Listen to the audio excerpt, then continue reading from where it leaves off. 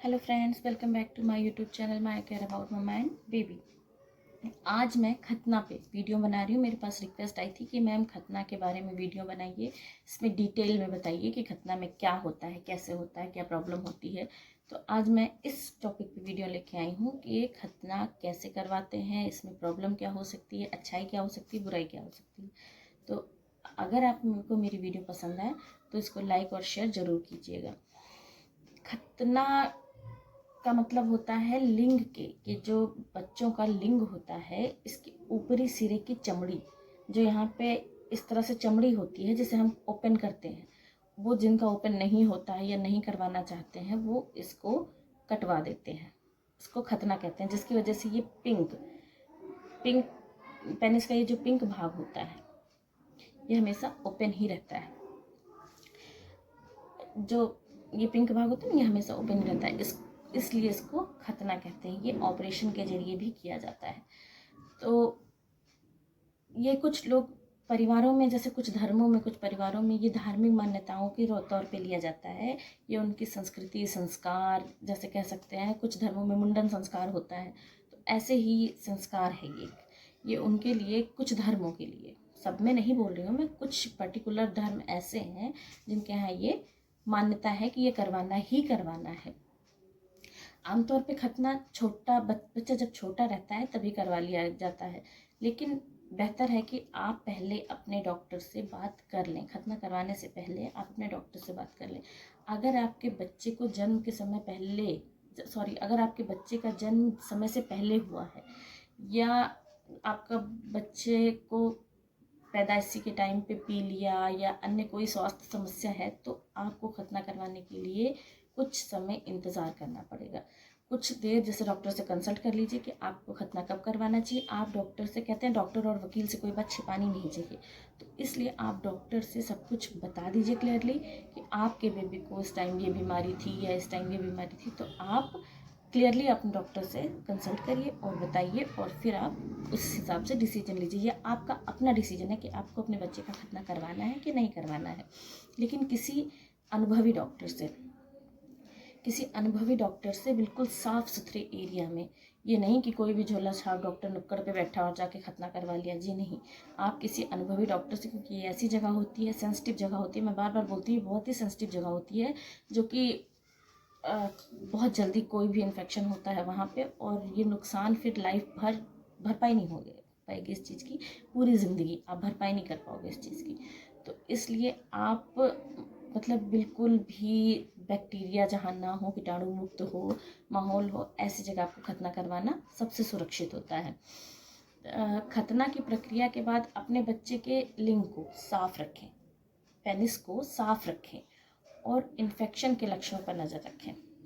जैसे इन्फेक्शन के लक्षण इसमें क्या है, जैसे बुखार आना, खून का बहाव होना, पेशाब करने में कठिनाई होना, बच्चे को टॉयलेट करने में कठिनाई होना, और ये जो लिंग है इसके ऊपर, सुसु के ऊपर लाल बना रहना, ये हमेशा पिंक भाग जो होता है ये हमेशा लाल बना रहे।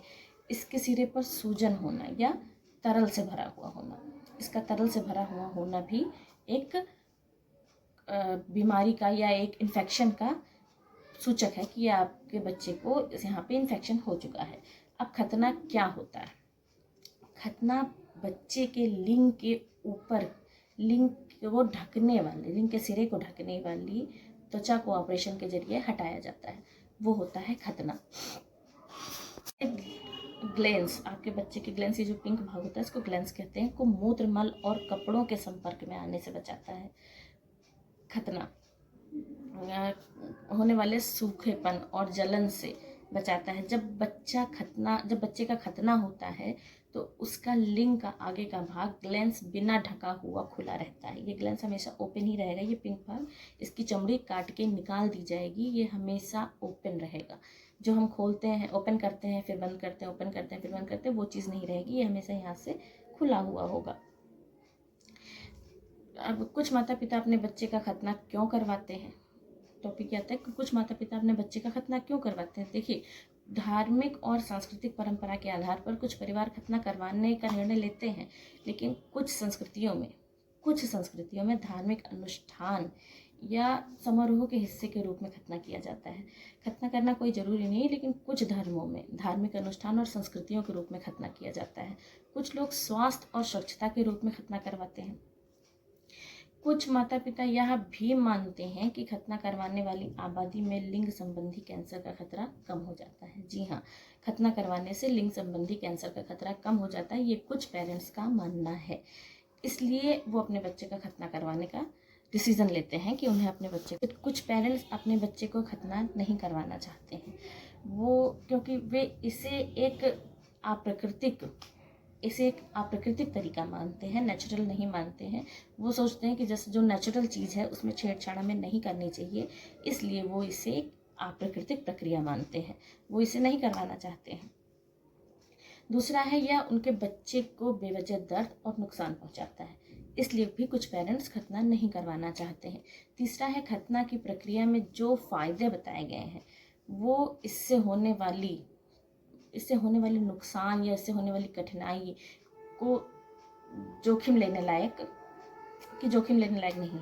नहीं मानते हैं, इसलिए वो खतना नहीं करवाते हैं। और अब बात करेंगे, क्या खतना करवाने से संक्रमण से बचाव होता है? क्या खतना करवाने से हमें बैक्टीरिया, इन्फेक्शन, इन सब से बचाव होता है? देखिए, एक वर्ष से कम उम्र के जिन बच्चों में बार बार पेशाब के रास्ते में संक्रमण, यूटीआई इन्फेक्शन, यूरिन इन्फेक्शन जो होता है वो होता है, तो आपको खतना करवाने का फ़ायदा है, तो आपको खतना करवाना चाहिए। क्योंकि ये यूरिन इन्फेक्शन अगर बार बार होता रहा आपके बच्चे को, तो ये यूरिनेटर पे, किडनी पे असर डालेगा, प्रेशर डालेगा, जिससे किडनी ख़राब हो सकती है बच्चे की। तो इसलिए ये खतना करवाएंगे तो आपको ये बार बार टॉयलेट में प्रॉब्लम या यूरिन इन्फेक्शन में जो प्रॉब्लम यूरिन इन्फेक्शन की होती है, इसको रोकेगा, ये नहीं होने देगा। तो इससे आपके बच्चे को फ़ायदा हो। लेकिन एक बात और है कि लड़कों में यूटीआई इन्फेक्शन कम होता है, यूटीआई इन्फेक्शन की मात्रा दर कम है, तो इसलिए लड़कों में अगर होता भी है, कभी कुछ परसेंट तक होता भी है इसका प्रभाव, तो वो बच्चों की उम्र के साथ साथ अपने आप ही ख़त्म हो जाता है और कोई दीर्घकालीन प्रभाव नहीं रहता, इसका कोई लंबा प्रभाव नहीं रहता है।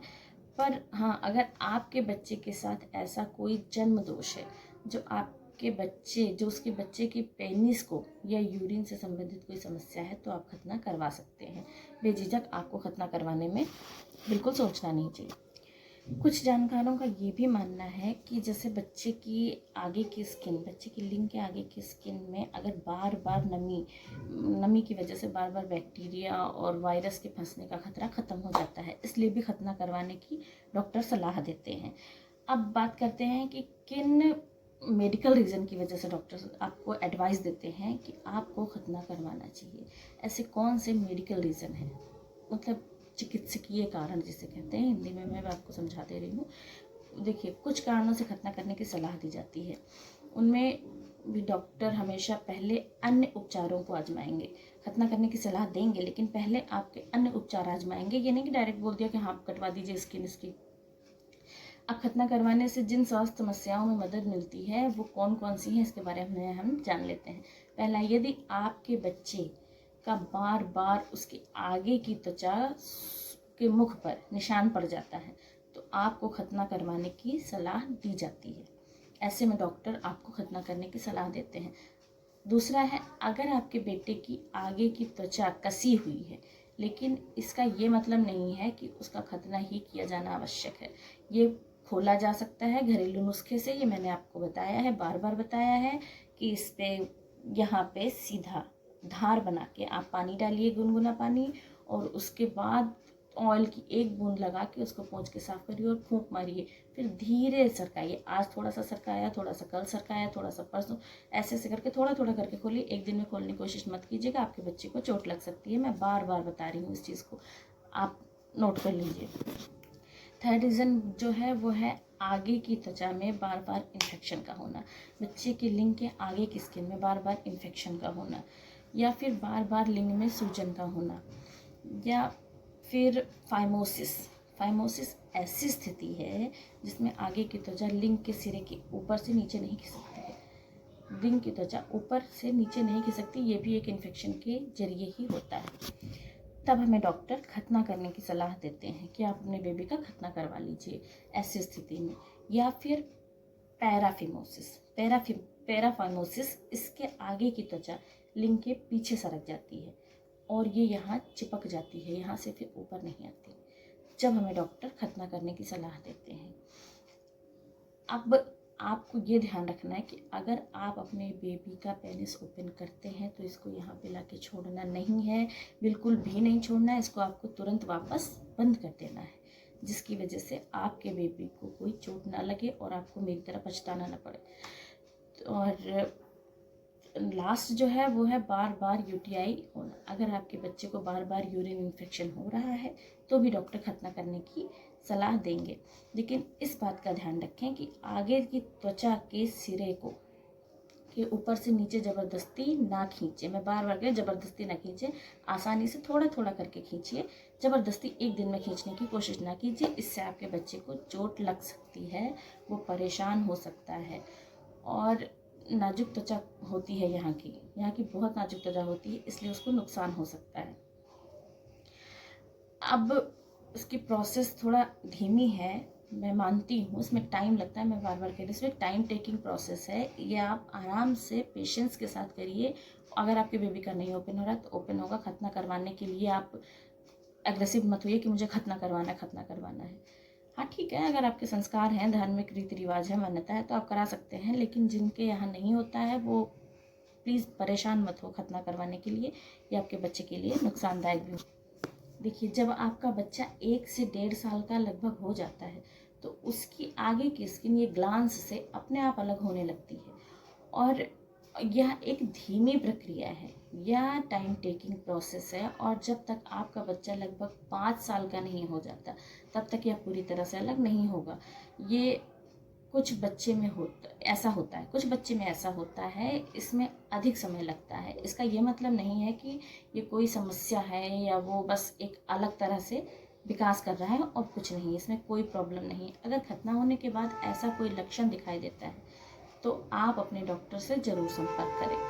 अब खतना होने के बाद आपको डॉक्टर से संपर्क कब करना चाहिए, अगर इसमें क्या आपको दिक्कत आती है तो आप अपने डॉक्टर से तुरंत संपर्क करें। पहला नंबर, बच्चे को खतना कराने से 8 से 12 घंटे के अंदर टॉयलेट होनी चाहिए। अगर 8 से 12 घंटे बीत चुके और टॉयलेट नहीं हो रही है तो आपको इमीडिएट अपने डॉक्टर के पास जाना चाहिए और उनसे बात करनी चाहिए।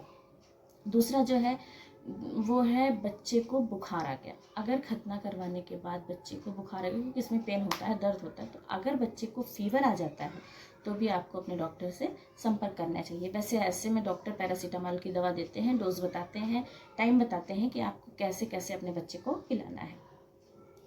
तीसरा है, अगर आपके बच्चे के लिंग से खून आ रहा है, अगर आपके बच्चे की सुसु से ब्लड आ रहा है तो भी आपको डॉक्टर से इमीडिएट कांटेक्ट करना चाहिए कि हाँ मेरे उससे इन्फेक्शन होने का चांस ज़्यादा होता है, इसलिए आपके अपने बच्चे के लिंग का खास ध्यान रखना है और डॉक्टर से इमीडिएट कांटेक्ट करना है। चौथा नंबर जो है वो है लिंग का सूजन और लाल होना। अगर लिंग में स्वेलिंग बनी रहती है और ये लाल है, नीचे की तरफ फैल रहा है, ये लाली नीचे की तरफ फैल रही है, तो आपको अपने डॉक्टर से इमीडिएट कांटेक्ट करना चाहिए। पांचवा नंबर है, ऑपरेशन के 2 हफ्ते हो गए हैं और फिर भी आपके बच्चे के लिंग से सूजन नहीं जा रही है। ऑपरेशन के 2 हफ्ते बाद भी अगर आपके बच्चे के लिंग से सूजन नहीं जा रही है तो भी आपको अपने डॉक्टर से इमीडिएट कांटेक्ट करना चाहिए। एंड नेक्स्ट लास्ट छठा रीज़न जो है, अगर लिंग से मवाद आ रहा है, अगर आपके बच्चे की सुसु से मवाद आ रहा है या किसी और तरह का चिपचिपा पदार्थ या पानी या कुछ भी कोई रिसाव हो रहा है तो आपको अपने डॉक्टर से इमीडिएट कांटेक्ट करना चाहिए। इससे आपके बच्चे को इन्फेक्शन या फिर उसके लिंग को नुकसान हो सकता है, तो आप इन परिस्थितियों में अपने डॉक्टर से इमीडिएट कांटेक्ट करें। वीडियो थोड़ी लंबी हो गई होगी पर मैंने इसमें आपको सारी जानकारी देने की कोशिश की है, जितना मुझे पता था, जितना मुझे नॉलेज था वो मैंने आपको सब बता दिया है। अब अगर आपको मेरी वीडियो पसंद आती है तो please like share and subscribe my video.